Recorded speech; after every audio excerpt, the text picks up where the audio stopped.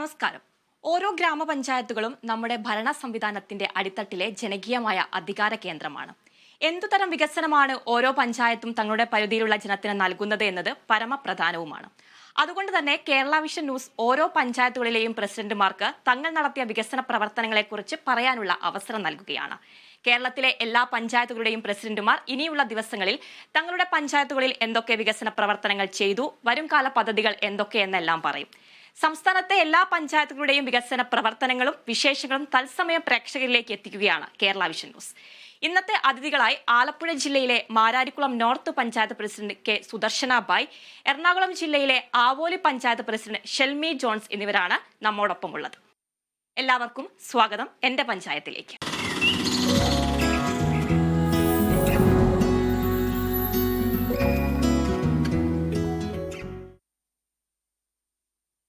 ആലപ്പുഴ ജില്ലയിലെ മാരാരിക്കുളം നോർത്ത് പഞ്ചായത്തിലെ വിശേഷങ്ങളിലേക്കാണ് ആദ്യം നമ്മൾ പോകുന്നത്. മാലിന്യ നിർമ്മാർജ്ജന പ്രവർത്തനങ്ങളിൽ 100% വിജയം കൈവരിക്കുകയും വിദ്യാർത്ഥികളുടെ നേതൃത്വത്തിൽ ഹരിതസഭകൾ ഉൾപ്പെടെയുള്ള പദ്ധതികൾ ആവിഷ്കരിച്ച പഞ്ചായത്താണ് മാരാരിക്കുളം. സ്വന്തമായി material collection facility centre Harithakarma സേനയ്ക്കായി പഞ്ചായത്ത് നിർമ്മിച്ചു നൽകിയ നേട്ടങ്ങളും എടുത്തു പറയേണ്ടതാണ്. Mararikulam north panchayat president K Sudarshana Bai ഉണ്ട്. ശ്രീമതി സുദർശന ബായ്, നമസ്കാരം. ഈ ഒരു ഭരണകാലയളവിൽ എത്രത്തോളം പഞ്ചായത്തിലെ സാധാരണ ജനങ്ങളുടെ പ്രശ്നങ്ങളിൽ ഇടപെടാൻ കഴിഞ്ഞു? ഇതുവരെ നടത്തിയ വികസന പ്രവർത്തനങ്ങളെ കുറിച്ച് എങ്ങനെയൊക്കെയാണ് ഒറ്റനോട്ടത്തിൽ വിലയിരുത്താനാവുക? മാരാരിക്കുളം വടക്ക് ഗ്രാമപഞ്ചായത്തിലെ 18 വാർഡുകളാണുള്ളത്. അതിൽ 4 വാർഡ് തീരദേശ മേഖല കേന്ദ്രീകരിച്ചുള്ളതാണ്. ആ മേഖലയിലും ബാക്കിയുള്ള 14 വാർഡുകളിലുമായി നല്ല രീതിയിലുള്ള പ്രവർത്തനങ്ങൾ കാഴ്ചവെക്കാൻ കഴിഞ്ഞിട്ടുണ്ട്. ഘടക സ്ഥാപനങ്ങളും അതുപോലെ തന്നെ അനുബന്ധമായി നിൽക്കുന്ന CDS, NREGS പോലുള്ള ഘടകങ്ങളും നല്ല രീതിയിൽ നമ്മളോട് സഹകരിക്കുന്നുണ്ട്. പഞ്ചായത്തിലെ അടിസ്ഥാന സൗകര്യങ്ങളായിട്ടുള്ള ആവശ്യമായിട്ടുള്ള കുടിവെള്ളം, സ്ട്രീറ്റ് ലൈറ്റ്, റോഡുകൾ ഇവയിലൊക്കെ തന്നെ ഏകദേശം ഒരു 90% നല്ല രീതിയിലുള്ള പ്രവർത്തനങ്ങൾ കാഴ്ചവെക്കാൻ കഴിഞ്ഞിട്ടുണ്ട്. അതേപോലെ തന്നെ കാർഷിക രംഗത്താണ് കൂടുതൽ പ്രാധാന്യം കൊടുത്തിട്ടുള്ളത്. അതിൽ നെൽകൃഷി, നാളികേരം പോലുള്ള മേഖലകളിൽ ഒരു 50-55% മാത്രമേ വിജയിക്കാൻ കഴിഞ്ഞിട്ടുള്ളൂ. കാലാവസ്ഥാ വ്യതിയാനവും അതുപോലെ തന്നെ കൂലിച്ചെലവും ഒക്കെ തന്നെ ആ മേഖലയെ അല്പം പിന്നോട്ട് നിർത്തിയിരിക്കുകയാണ്. പക്ഷെ എന്നാൽ ജൈവ പച്ചക്കറി കൃഷി അതുപോലെ തന്നെ മത്സ്യമേഖല ഇത് രണ്ടും സജീവമാണ്. തീരദേശ മേഖലയിൽ ഏറ്റവും കൂടുതലായിട്ടുള്ളത് മത്സ്യബന്ധനവുമായി ബന്ധപ്പെട്ട തൊഴിലിടങ്ങളാണ്. അതിനേക്കാളൊക്കെ എടുത്തു പറയേണ്ടുന്നൊരു കാര്യം, തീരദേശ മേഖലയുടെ വികസനം ലക്ഷ്യം വെച്ചുകൊണ്ട് ഉത്തരവാദിത്ത ടൂറിസം പ്രൊമോഷൻ എന്ന ലക്ഷ്യത്തോടെ മാരാരി ബീച്ച് അതുപോലെ തന്നെ ചെത്തി ഹാർബർ ഇവയുടെ പ്രവർത്തനം വളരെ നല്ല രീതിയിൽ പുരോഗമിച്ചു വരുന്നു. കേരളത്തിൽ തന്നെ ശ്രദ്ധിക്കപ്പെട്ട ഒരു ബീച്ചാണ് മാരാരി ബീച്ച്. ഘടക സ്ഥാപനങ്ങളെ കുറിച്ച് പറയുകയാണെന്നുണ്ടെങ്കിൽ ആരോഗ്യ കേന്ദ്രമുണ്ട്, കുടുംബാരോഗ്യ കേന്ദ്രമുണ്ട്, ആയുർവേദ ആശുപത്രിയുണ്ട്, 2 ഹോമിയോ ആശുപത്രിയുണ്ട്. ഇവിടെ എല്ലാം തന്നെ സജീവമായ ആധുനിക രീതിയിലുള്ള പ്രവർത്തനങ്ങളാണ് നടക്കുന്നത്. ഇതിൽ എടുത്തു പറയാൻ അതുപോലെ തന്നെ ഈ കാർഷിക മേഖലയിലാണ് ധാരാളം നേട്ടങ്ങളൊക്കെ കൈവരിച്ചത്. അതുപോലെ തന്നെ മാലിന്യ സംസ്കരണ രംഗത്തും നൂതനമായിട്ടുള്ള പദ്ധതികളൊക്കെ പഞ്ചായത്ത് ആവിഷ്കരിച്ചിട്ടുണ്ടല്ലോ.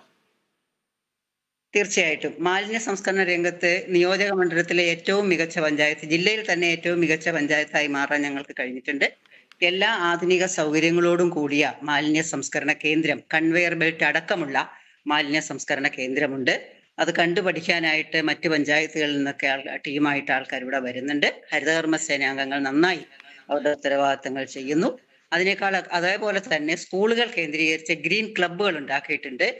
യുവതലമുറയിലേക്ക് ഈ ഒരു ആശയം, എന്റെ മാലിന്യം എന്റെ ഉത്തരവാദിത്വം എന്ന ആശയം എത്തിക്കുന്നതിന് വേണ്ടിയുള്ള പരിശ്രമമാണ് നടന്നുകൊണ്ടിരിക്കുന്നത്. അതുപോലെ തന്നെ ഏറ്റവും പ്രധാനമായിട്ടും ജനങ്ങൾ അഭിമുഖീകരിക്കുന്ന അടിസ്ഥാന പ്രശ്നങ്ങളാണ് കുടിവെള്ളക്ഷാമം, പാർപ്പിട സൗകര്യങ്ങളൊക്കെ. എത്രത്തോളമാണ് ഈ പഞ്ചായത്ത് ഇടപെടാൻ സാധിച്ചത്? അതുപോലെ തന്നെ വേനൽക്കാലമാണ്, പൈപ്പ് പൊട്ട് അടക്കമുള്ള സാധാരണ നടപടികളൊക്കെ ഉണ്ടാകുന്നുണ്ട്. എങ്ങനെയൊക്കെയാണ് ഇത്തരത്തിലുള്ള കാര്യങ്ങളൊക്കെ പരിഹരിക്കുക? എത്രത്തോളം ജനങ്ങളിലേക്ക് എത്തി ഇടപെട്ടിട്ട് പരിഹാരം എങ്ങനെയൊക്കെയാണ് കണ്ടെത്തിയിരിക്കുന്നത്? ഞങ്ങളുടെ പഞ്ചായത്തിനെ സംബന്ധിച്ച് ജലജീവൻ മിഷന്റെ ഭാഗമായിട്ട് എല്ലാവർക്കും കണക്ഷൻ കൊടുക്കുന്ന ഒരു സംവിധാനം ഉണ്ടായിരുന്നു. അതിലെ ഒരു 80-85% വിജയം കൈവരിച്ചിട്ടുണ്ട്. അതുകൊണ്ട് തന്നെ കുടിവെള്ളം അത്ര വലിയ രൂക്ഷമായ ഒരു പ്രശ്നമാകുന്നില്ല. തീരദേശത്താണെന്നുണ്ടെങ്കിലും മറ്റു പ്രദേശങ്ങളിലാണെങ്കിലും ബാക്കിയുള്ള കണക്ഷൻ കൂടി എത്രയും വേഗം കൊടുക്കാനുള്ള ഒരു ശ്രമത്തിലാണ് നമ്മൾ നടക്കുന്നത്. അതേപോലെ തന്നെ സ്ട്രീറ്റ് ലൈറ്റിന്റെ കാര്യത്തിലും എല്ലാ വാർഡുകളിലും സ്ട്രീറ്റ് ലൈറ്റ് സ്ഥാപിക്കുന്ന കാര്യത്തിലും, ലൈൻ ഇല്ലാത്ത വാർഡുകളിൽ ലൈൻ വലിച്ച് കണക്ഷൻ കൊടുക്കുന്ന കാര്യത്തിലും ഒക്കെ നമ്മൾ വളരെയധികം ശ്രദ്ധ കേന്ദ്രീകരിക്കുന്നുണ്ട്. ആ അർത്ഥത്തിൽ ജനങ്ങൾ സംതൃപ്തരാണ് താൻ. നിരവധി പദ്ധതികളൊക്കെ നടപ്പിലാക്കുമ്പോൾ നിരവധി വെല്ലുവിളികളൊക്കെ നേരിടുന്നുണ്ട്. ഈ വെല്ലുവിളികളൊക്കെ എങ്ങനെയൊക്കെയാണ് പരിഹരിച്ച് ജനങ്ങളെയൊക്കെ കൂട്ടായ്മയൊരു പ്രവർത്തനമാണ്, ഭരണസമിതിയുടെ ഒരു കൂട്ടായ ഒരു പ്രവർത്തനം തന്നെയാണ് ഇത്തരത്തിലൊരു മാതൃകാ ഗ്രാമപഞ്ചായത്താക്കാൻ ഈ ഒരു മാരാരിക്കുളത്തെ സഹായിച്ചതല്ലേ? ഞങ്ങളുടെ പഞ്ചായത്തിന്റെ ഒരു പ്രത്യേകത എന്ന് പറഞ്ഞാൽ ഭരണസമിതി അംഗങ്ങളും ഓഫീസിലെ ജീവനക്കാരും അതേപോലെ തന്നെ മറ്റ് സന്നദ്ധ പ്രവർത്തകരും എല്ലാവരും ഒരു കുടുംബത്തിലെ എന്നതുപോലെ ഒരുമിച്ച് സഹകരിച്ച് നിൽക്കുന്നു എന്നുള്ളത് ഞങ്ങളുടെ ഏറ്റവും വലിയൊരു വിജയമാണ്. അതിനാവശ്യമായ എല്ലാ സംവിധാനങ്ങളും ഞങ്ങൾ എല്ലാവരും കൂടി ഒരുക്കുന്നുണ്ട്. അവിടെ മറ്റ് യാതൊരു സങ്കുചിതമായ താല്പര്യങ്ങളും ഇല്ല. അതാണ് ഞങ്ങളുടെ വിജയത്തിന്റെ ഒരു പ്രത്യേകത. പിന്നെ സംഭവിക്കാവുന്നത് വിവിധ വകുപ്പുകളിൽ നിന്നുള്ള ചിലപ്പോഴൊക്കെ ഉണ്ടാകുന്ന ചില സാങ്കേതിക തടസ്സങ്ങൾ ഞങ്ങളുടെ പ്രവർത്തനത്തെ മുന്നോട്ട് കൊണ്ടുപോകുന്നതിന് വിഘാതമാവുന്നുണ്ട്. അതുപോലെ കുറച്ച് സാമ്പത്തികമായ ഷോർട്ടേജ് ഉണ്ടാകുന്ന സമയത്തും ഈ പ്രശ്നങ്ങൾ ഉണ്ടാവാറുണ്ട്. എന്നാലും അതൊക്കെ തന്നെ ക്രമേണ നമ്മൾ പരിഹരിക്കാനുള്ള ഒരു ശ്രമത്തിലാണ്. ഞങ്ങളുടെ പ്രധാനമായിട്ടും സെക്രട്ടറിയും സെക്രട്ടറിയോടൊപ്പമുള്ള ജീവനക്കാരും എല്ലാ കാര്യത്തിനും സാങ്കേതികമായി ഞങ്ങളെ സഹായിക്കാൻ, ഭരണസമിതിയെ സഹായിക്കാൻ ഒപ്പമുണ്ട് എന്നുള്ളത് എടുത്തു പറയേണ്ടുന്ന ഒരു കാര്യമാണ്. പഞ്ചായത്തിന്റെ ഭരണത്തിന്റെ പ്രസിഡന്റിനൊപ്പം നിൽക്കുന്നവരാണ് മെമ്പർമാരെ. ഇനി അവരെ കൂടി ഒന്ന് പരിചയപ്പെട്ടിട്ട് വരാം. Chennaveli CC Shibu, Karikode north PJ Sajimon, Karikode south TS Sukhalal, Pokkalassery TP Vinod, Kanichukulangara Minimol,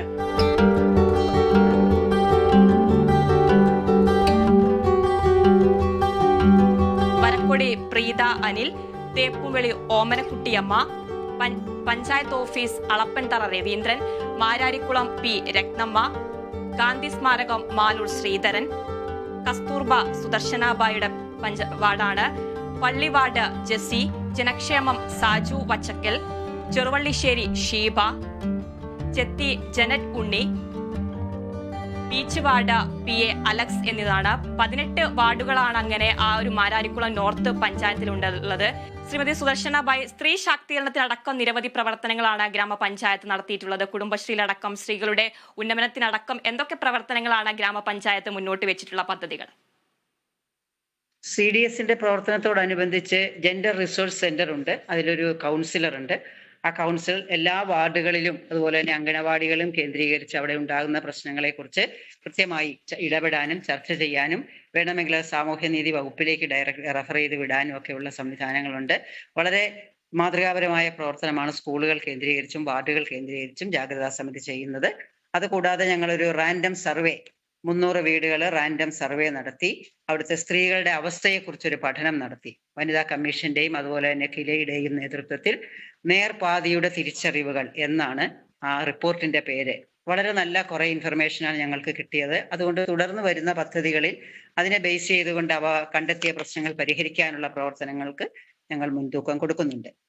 അതോടൊപ്പം തന്നെ വയോജനങ്ങൾ, ഭിന്നശേഷികൾ, അതുപോലെ തന്നെ അടിസ്ഥാന വിഭാഗങ്ങൾ ഇവരുടെയൊക്കെ തന്നെ ഉന്നമനം ലക്ഷ്യമാക്കിക്കൊണ്ട് സാധ്യമായ എല്ലാ പദ്ധതികളും അവർക്ക് എത്തിച്ചു കൊടുക്കാൻ നമ്മൾ ശ്രമിക്കുന്നു. വയോജന കലോത്സവങ്ങൾ, ഭിന്നശേഷി കലോത്സവം, അങ്കണവാടി കലോത്സവം ഇതെല്ലാം നടത്തുന്നുണ്ട്. ഇതൊക്കെ തന്നെ ഈ വിഭാഗങ്ങളിലുള്ളവരിൽ നല്ല ഒരു ആവേശം സൃഷ്ടിക്കുന്ന ഒന്നാണ്. നല്ല രീതിയിൽ പ്രവർത്തിക്കുന്ന ഒരു ബഡ് സ്കൂൾ സംവിധാനവും നമുക്കുണ്ട്. പ്രധാനമായിട്ടും കൃഷി ഉപജീവന മാർഗമായിട്ടുള്ള ജനങ്ങളാണ് കൂടുതലായിട്ടും ഉള്ളത്. കാർഷിക മേഖലയിലാണ് പ്രത്യേകമായിട്ടുള്ള ക്ഷേമ പദ്ധതികളൊക്കെ നടപ്പിലാക്കിയത്. ഏതൊക്കെ തരത്തിലുള്ള കാർഷിക മേഖലയുടെ പദ്ധതികളാണ് ഗ്രാമപഞ്ചായത്ത് നടത്തിയിരിക്കുന്നത്? നമുക്ക് പ്രധാനമായിട്ടും ജൈവ പച്ചക്കറി ഇനത്തിലാണ് കൂടുതൽ സാധ്യതകളുള്ളത്. കൃഷി വകുപ്പിന്റെ സഹായത്തോടു കൂടി CDSന്റെയും കൂടെ സഹായത്തോടു കൂടി സുഭിക്ഷ കേരളം പദ്ധതിയുടെ ഭാഗമായിട്ട് എല്ലാ വാർഡുകളിലും നല്ല രീതിയിലുള്ള പച്ചക്കറി കൃഷികളുണ്ട്. ഇപ്പൊ ഈ അടുത്ത് കണിച്ചുകുളങ്ങര അമ്പലത്തിൽ ഉത്സവത്തിന് കൊടിയേറ്റ് വാഴ കൃഷി നമ്മൾ മുൻകൂട്ടി പ്ലാൻ ചെയ്ത് ആ കൊടിയേറ്റ് ദിവസം ആവശ്യമായ വാഴക്കുല അവിടെ കൊടുക്കാനുള്ള ഒരു കാണിക്കയായി സമർപ്പിക്കാനുള്ള ഒരു സംവിധാനമുണ്ട്. അങ്ങനെ കാർഷിക രംഗത്ത് ഒട്ടേറെ മികച്ച പ്രവർത്തനങ്ങൾ കാഴ്ചവെക്കാൻ നമുക്ക് കഴിയുന്നു. ഗ്രാമീണ മേഖലയിലെ റോഡുകൾ അടക്കം ഗതാഗത യോഗ്യമാക്കുന്ന ഒരു സംവിധാനം അടക്കം പഞ്ചായത്ത് വിപുലമായിട്ടാണോ നടത്തിയിരിക്കുന്നത്? അത് സംബന്ധിച്ചുള്ള കൂടുതൽ പദ്ധതികളൊക്കെ എങ്ങനെയാണ്? തീർച്ചയായും എല്ലാ വർഷവും നമുക്ക് കിട്ടുന്ന ഫണ്ടിന്റെ ലഭ്യത അനുസരിച്ച് എല്ലാ വാർഡിലും ഏറ്റവും കൂടുതൽ പ്രശ്നങ്ങൾ സൃഷ്ടിക്കുന്ന റോഡുകൾ കണ്ടെത്തുകയും അത് നവീകരിക്കാനോ അല്ലെങ്കിൽ പുതിയ റോഡ് ഉണ്ടാക്കാനോ ഉള്ള സംവിധാനമുണ്ട്. ഞങ്ങളോടൊപ്പം ജില്ലാ പഞ്ചായത്തിന്റെ ഒരു ശ്രദ്ധയുണ്ട്. അതുകൂടാതെ ബഹുമാന്യനായ MLA ശ്രീ PP ചിത്തരഞ്ജൻ അവരുടെ ആസ്തി ഫണ്ട് വികസന ഫണ്ടിൽ ഉൾപ്പെടുത്തി അദ്ദേഹത്തിന്റെ കോൺട്രിബ്യൂഷൻ എന്നുള്ള നിലയ്ക്കും റോഡുകൾ സാധ്യമാണ്. അങ്ങനെ എല്ലാ വാർഡുകളിലും വലിയ പരാതി ഇല്ലാതെ തന്നെ ഗതാഗത യോഗ്യമാക്കാൻ ഞങ്ങൾക്ക് കഴിഞ്ഞു. ഈ പഞ്ചായത്തിലെ സാധാരണക്കാരുടെ പ്രശ്നങ്ങളിൽ വേണ്ടവിധം ഇടപെടാൻ കഴിഞ്ഞോ? എങ്ങനെയാണ് ഭരണസമിതി മൊത്തത്തിൽ ഒന്ന് വിലയിരുത്തുന്നത് ഈ മാരാരിക്കുളം നോർത്ത് ഗ്രാമപഞ്ചായത്തിനെ എങ്ങനെയാണ്? അതിലെനിക്ക് പറയാനുള്ള ഒരു കാര്യം, ഈ സുസ്ഥിരമായ ഒരു വികസന സങ്കല്പത്തെ കുറിച്ച് ജനങ്ങളെ കുറച്ചുകൂടി ബോധവൽക്കരിക്കേണ്ടതുണ്ട്. കേവലമായ റോഡോ അല്ലെങ്കിൽ വെള്ളം ഇത് മാത്രമല്ല സുസ്ഥിരമായ ഒരു വികസനം എന്ന് കുറച്ചും കൂടി അവരെ ബോധ്യപ്പെടുത്തേണ്ടതുണ്ട്. അതുകൊണ്ട് തന്നെ ഈ ജലാശയങ്ങളുടെ സംരക്ഷണം, പൊതു ഇടങ്ങളുടെ സംരക്ഷണം, ഈ ഒരു കാര്യത്തിലൊക്കെ അല്പം ഒരു വിമുഖത ജനങ്ങളിലുണ്ട്. അതുകൂടി മാറ്റിയെടുത്തുകൊണ്ട് വരും കാല പദ്ധതികൾ രൂപപ്പെടുത്തണം എന്നാണ് നമ്മൾ ആഗ്രഹിക്കുന്നത്. അതോടൊപ്പം തന്നെ പുതുതലമുറയിൽ ഇന്നുണ്ടായിക്കൊണ്ടിരിക്കുന്ന മാറ്റങ്ങൾ, വളരെ അപകടകരമായ മാറ്റങ്ങളെ ഒന്ന് ശരിയായി പഠിച്ചുകൊണ്ട് അവരെ ഒന്ന് മുന്നോട്ട് കൊണ്ടുവരാനുള്ള പദ്ധതികൾക്കും രൂപം കൊടുക്കണം. കാർഷിക രംഗത്ത് പ്രത്യേകിച്ചും ഈ കാലാവസ്ഥാ വ്യതിയാനത്തിന് അനുസൃതമായി നമ്മൾ പരമ്പരാഗതമായി ശീലിച്ചു പോകുന്ന കൃഷി രീതികളിൽ നിന്ന് വ്യത്യസ്തമായിട്ട് കാലഘട്ടത്തിന് യോജിച്ച രീതിയിലുള്ള പുതിയ കൃഷി സമ്പ്രദായങ്ങൾ ഉണ്ടാക്കിയെടുക്കണം എന്നൊരാഗ്രഹമുണ്ട്. അത് നമ്മൾ വിദഗ്ധരോടും കാർഷിക കൃഷി ഓഫീസറോടും ഒക്കെ ആയിട്ട് കൂടിയിരുന്ന് അതിനെക്കുറിച്ച് ആലോചിക്കുന്നുണ്ട്. അതോടൊപ്പം തന്നെ ഡിജിറ്റൽ സാക്ഷരത ഞങ്ങൾ 100% നേടിയതാണ്. അപ്പോൾ തീർച്ചയായിട്ടും ഈ സാമൂഹ്യ മാധ്യമങ്ങൾ ഉപയോഗിക്കുന്ന കാര്യത്തിൽ അതിലുണ്ടാകുന്ന വീഴ്ചകൾ, ശരി തെറ്റുകളെ വേർതിരിച്ചറിയാനുള്ള ശരിയായ ഒരു അവബോധം കൂടി ജനങ്ങൾക്ക് കൊടുക്കണം എന്ന് ഞങ്ങൾ ആഗ്രഹിക്കുന്നുണ്ട്. ഇതിനെയൊക്കെ ബേസ് ചെയ്തായിട്ടായിരിക്കും ഞങ്ങൾ വരും കാല പദ്ധതികൾ രൂപപ്പെടുത്തുന്നത്. 4 തീരദേശ വാർഡുകളാണുള്ളത്. അവിടെ മത്സ്യത്തൊഴിലാളികളടക്കമുണ്ട്. മത്സ്യത്തൊഴിലാളികൾക്ക് അടക്കമുള്ള ഉന്നമനത്തിനുള്ള പദ്ധതികളൊക്കെ എങ്ങനെയാണ് ആവിഷ്കരിച്ചിരിക്കുന്നത്? മത്സ്യത്തൊഴിലാളികളെ സംബന്ധിച്ച് മത്സ്യബന്ധനമാണ് അവരുടെ പ്രധാനപ്പെട്ട ഒരു ഉപജീവന മാർഗം എന്നുള്ളതുകൊണ്ട് GPS സംവിധാനം അടക്കമുള്ള മെഷീനുകളും യന്ത്രവൽകൃത സംവിധാനത്തിലേക്ക് അവരെ കൊണ്ടുവരാനുള്ള ശ്രമങ്ങൾ നടത്തുന്നുണ്ട്. അതുപോലെ തന്നെ തീരദേശം കേന്ദ്രീകരിച്ച് സാഫ് എന്ന് പറയുന്ന ഒരു സംവിധാനമുണ്ട്. സ്വയം തൊഴിൽ സംരംഭം, പ്രത്യേകിച്ച് സ്ത്രീകൾക്ക് സ്വയം തൊഴിൽ സംരംഭങ്ങൾ കണ്ടെത്താനുള്ള ഒരു സംവിധാനമാണിത്. അതും സജീവമായി പ്രവർത്തിക്കുന്നുണ്ട്. അതേപോലെ തന്നെ വിജ്ഞാന ആലപ്പിന്റെ ഭാഗമായിട്ട് തീരദേശത്തും ബാക്കി എല്ലാ വാർഡുകളിലുമുള്ള തൊഴിൽ അന്വേഷകരുടെ ഒരു ലിസ്റ്റ് എടുക്കുകയും അവർക്ക് താല്പര്യമുള്ള മേഖലയിലേക്ക് അവരെ തിരിച്ചുവിടാൻ പാകത്തിന് ഇപ്പൊ ഫെബ്രുവരി 15-ാം തീയതി നടക്കുന്ന തൊഴിൽ മേളയിൽ, ജോബ് മേളയിൽ നമ്മൾ അവരെ പങ്കെടുപ്പിക്കുകയും ചെയ്യുന്നു. അതുപോലെ തന്നെ ഈ ഗ്രാമപഞ്ചായത്തിന്റെ ഏറ്റവും വലിയ വിദ്യാഭ്യാസ രംഗത്തേക്കുള്ള കടന്നുകയറ്റം തന്നെയാണ്. വിദ്യാഭ്യാസ രംഗത്ത് അംഗനവാടികൾ, സ്മാർട്ട് അംഗനവാടികൾ അടക്കമുള്ള കാര്യങ്ങളിലുള്ള പദ്ധതികളൊക്കെ എങ്ങനെയാണ്? വിദ്യാഭ്യാസ രംഗത്ത് ഗ്രാമപഞ്ചായത്തിന്റെ ഒരു ഉന്നമനം എങ്ങനെയായിരുന്നു? നമുക്ക് 4 പൊതുവിദ്യാലയങ്ങളാണുള്ളത്. LP school 4 പൊതുവിദ്യാലയങ്ങളാണുള്ളത്. ആ 4 വിദ്യാലയങ്ങളുടെയും അടിസ്ഥാന സൗകര്യം മെച്ചപ്പെടുത്തിക്കൊണ്ട് അവിടെ സ്മാർട്ട് ആക്കാനുള്ള ശ്രമങ്ങളാണ് നടന്നിട്ടുള്ളത്. സംസ്ഥാനത്ത് തന്നെ മികച്ച പ്രവർത്തനം കാഴ്ചവെക്കുന്ന ഒരു GLP സ്കൂളുണ്ട്, തിരുവിഴ GLP സ്കൂൾ. 200-ലധികം കുട്ടികൾ പഠിക്കുന്ന സ്കൂളാണ്. എല്ലാ സംവിധാനങ്ങളോടും കൂടി അവർ പഠിച്ചുകൊണ്ടിരിക്കുന്നു. കൂടാതെയുള്ള മറ്റ് മാനേജ്മെന്റ് അൺഎയ്ഡഡ് വിദ്യാലയങ്ങളിലും നമ്മുടെ ഇടപെടലുണ്ട്. ഇവിടെ കണിച്ചുകുളങ്ങര SN ട്രസ്റ്റ് എന്ന പേരിൽ ഒരു ഹയർ സെക്കൻഡറി സ്കൂളുണ്ട്. ഏറ്റവും മികച്ച രീതിയിൽ മാലിന്യ സംസ്കരണം നടത്തുന്ന ഗ്രീൻ ക്ലബ് അടക്കമുള്ള കുട്ടികളുടെ പ്രവർത്തനം സജീവമായിരിക്കുന്ന ഒരു മേഖലയാണ്. ഏറ്റവും എടുത്തു പറയേണ്ടത് കൂട്ടായ പ്രയത്നം തന്നെയാണ്. ഗ്രാമപഞ്ചായത്തിന്റെ കൂട്ടായുള്ള പ്രയത്നത്തിൽ തന്നെയാണ് ഇത്തരത്തിലൊരു മാതൃക ഗ്രാമപഞ്ചായത്തായി മാരാരിക്കുളം നോർത്തിനെ എടുത്തു കാണിക്കുന്നത്, അല്ലേ? തീർച്ചയായും ഏത് പ്രതിസന്ധിയെയും ഒരുമിച്ച് നിന്ന് നേരിടാനുള്ള ഒരു മനസ്സ് ഞങ്ങളുടെ ഭരണസമിതിക്കും അതേപോലെ തന്നെ നമ്മുടെ ഉദ്യോഗസ്ഥന്മാർക്കും ഉണ്ട് എന്നുള്ളതും, അതോടൊപ്പം പുറത്തു നിന്നുള്ള മറ്റ് സന്നദ്ധ പ്രവർത്തകർ അതിനെ ഞങ്ങളെ സപ്പോർട്ട് ചെയ്ത് നിൽക്കുന്നു എന്നുള്ളതും, രാഷ്ട്രീയമായ ഒരു പിന്തുണ ഉണ്ട് എന്നുള്ളതും ഇതിന്റെ നേട്ടത്തിനൊരു കാരണമാണ്. ഈ ഒരു ഭരണകാലയളവിലെ പ്രവർത്തനങ്ങളെ വിലയിരുത്തിയായിരിക്കും ജനങ്ങൾ ഇനി മുന്നോട്ട് എങ്ങനെയായിരിക്കും എന്നുള്ളത് ചിന്തിക്കുക. വരും വർഷങ്ങളിലും ജനഹിതം ഉചിതമാകട്ടെ. ഇനിയുള്ള ഒരു പ്രവർത്തനങ്ങളൊക്കെ എങ്ങനെയാണ്? ഏതെങ്കിലും പ്രവർത്തനങ്ങൾ ഇനി പൂർത്തീകരിക്കാനുണ്ടോ? പൂർത്തീകരിക്കാനുള്ള പ്രവർത്തനം ഈ അടിസ്ഥാന സൗകര്യങ്ങളുടെ കാര്യത്തിൽ ഒരു സ്വയം പര്യാപ്തതയിലേക്ക് എത്തണം നമുക്ക് ആഗ്രഹമുണ്ട്. തീർച്ചയായിട്ടും സാമ്പത്തിക ഫണ്ടിന്റെ ഒരു ലഭ്യതയും ഒക്കെ നോക്കിക്കൊണ്ട് എത്രയും വേഗം നമ്മളത് പൂർത്തീകരിക്കുന്നു. അതോടൊപ്പം തന്നെ പഞ്ചായത്തിനെ മാലിന്യ വിമുക്തമാക്കുന്നതിൽ 100% എത്തണമെന്നുള്ള ആഗ്രഹമുണ്ട്. അതോടൊപ്പം തന്നെ വയോജനങ്ങളെയും ഭിന്നശേഷിക്കാരെയും സാമൂഹികമായി പിന്നോട്ട് നിൽക്കുന്ന ആൾക്കാരെയും കേന്ദ്രീകരിച്ച് അവരെ സമൂഹത്തിന്റെ മുഖ്യധാരയിലേക്ക് കൊണ്ടുവരാൻ എന്തെല്ലാം ചെയ്യാൻ കഴിയും അതിനുള്ള സാധ്യതകളുണ്ട്. തീർച്ചയായും ആ ഒരു ലക്ഷ്യം ഞങ്ങൾക്ക് എത്തിച്ചേരാൻ കഴിയും എന്ന് വിചാരിക്കുന്നു. ഈ ഭിന്നശേഷിക്കാരടക്കമുള്ള കുട്ടികളുടെ ഉന്നമനത്തിനാണ് ഗ്രാമപഞ്ചായത്ത് കൂടുതലായും പ്രയത്നിക്കുന്നത്. മെഡിക്കൽ ക്യാമ്പ് അടക്കമുള്ള കാര്യങ്ങളൊക്കെ നടത്തി അവർക്കുള്ള ചികിത്സാ സഹായങ്ങളൊക്കെ എങ്ങനെയാണ് പഞ്ചായത്ത് നടത്തി വരുന്നത്? അവിടെ ഒരു 69 കുട്ടികളാണ് നമ്മുടെ സ്കൂളിൽ രജിസ്റ്റർ ചെയ്തിട്ടുണ്ടെങ്കിൽ പോലും ഡെയിലി വരുന്നത് ഒരു 40 കുട്ടികളാണ്. പല കാരണങ്ങളിലും മറ്റു കുട്ടികൾ വീട്ടിൽ നിൽക്കുകയാണ്. അപ്പൊ സ്വാഭാവികമായിട്ട് അവർക്ക് ആവശ്യമുള്ള ചികിത്സാ സഹായങ്ങളും മറ്റ് സൗകര്യങ്ങളും നമ്മൾ എത്തിച്ചു കൊടുക്കുന്നുണ്ട്. സ്കൂളിൽ വരുന്ന കുട്ടികളെ സംബന്ധിച്ച് അവർക്ക് തൊഴിൽ പരിശീലനങ്ങൾ കൊടുക്കുന്നുണ്ട്. യോഗ ക്ലബ്ബുകൾ അവിടെ രൂപീകരിച്ചിട്ടുണ്ട്. അവരുടെ രക്ഷിതാക്കളെ അടക്കം യോഗ പരിശീലിപ്പിക്കാനുള്ള ശ്രമം ഞങ്ങൾ ചെയ്യുന്നുണ്ട്. അതിനൊക്കെ തന്നെ അവിടെ പ്രവർത്തിക്കുന്ന ഹോമിയോ ഗവൺമെന്റ് ഹോമിയോ ആശുപത്രി അതിന് നേതൃത്വം നൽകുന്നുണ്ട്. യോഗ ഡോക്ടർ വളരെ താല്പര്യത്തോടു കൂടി ഈ രംഗത്ത് നിലനിൽക്കുന്നുണ്ട്. ആലപ്പുഴ ജില്ലയാണ്. ഏതെങ്കിലും തരത്തിലുള്ള ടൂറിസം സാധ്യതകൾ ഗ്രാമപഞ്ചായത്തിന്റെ ഭാഗത്തു നിന്നും ഉണ്ടാകുന്നുണ്ടോ? എങ്ങനെയാണ്? ഞങ്ങളുടെ മാരാരിക്കുളം വടക്ക് ഗ്രാമപഞ്ചായത്ത് മാരാരി ബീച്ച് കേന്ദ്രീകരിച്ച് ടൂറിസ്റ്റുകളെ വളരെ നല്ല രീതിയിൽ ആകർഷിക്കുന്ന ഒരു ഇടമാണ്. കഴിഞ്ഞ 2-3 വർഷം കൊണ്ട് മാരാരി ബീച്ചിനെ കൂടുതൽ സൗകര്യപ്രദമുള്ളതാക്കുന്നതിനും ആകർഷകമാക്കുന്നതിനുള്ള ശ്രമങ്ങളാണ് ഞങ്ങൾ നടത്തിക്കൊണ്ടിരിക്കുന്നത്. എല്ലാ വർഷവും മാരാരി ബീച്ച് ഫെസ്റ്റ് ക്രിസ്മസിനോടനുബന്ധമായി നടത്താറുണ്ട്. ഒട്ടനേകം ആൾക്കാർ അവിടെ വരുന്നുണ്ട്. ഈ അടുത്ത് തന്നെ നമ്മുടെ ബഹുമാനപ്പെട്ട MLA ആസ്തി വികസന ഫണ്ടിൽ നിന്ന് ഒരു തുക അനുവദിച്ചിട്ടുണ്ട്. കൂടുതൽ വികസന പ്രവർത്തനങ്ങൾ ബീച്ചിനെ ആകർഷകമാക്കാനുള്ള കൂടുതൽ വികസന പ്രവർത്തനങ്ങൾ തുടങ്ങാനുള്ള ഒരു ശ്രമത്തിലാണ്. വരും വർഷങ്ങളിലും ഉചിതമായിരിക്കട്ടെ ഭരണം. നന്ദി ശ്രീമതി സുദർശന ബായി.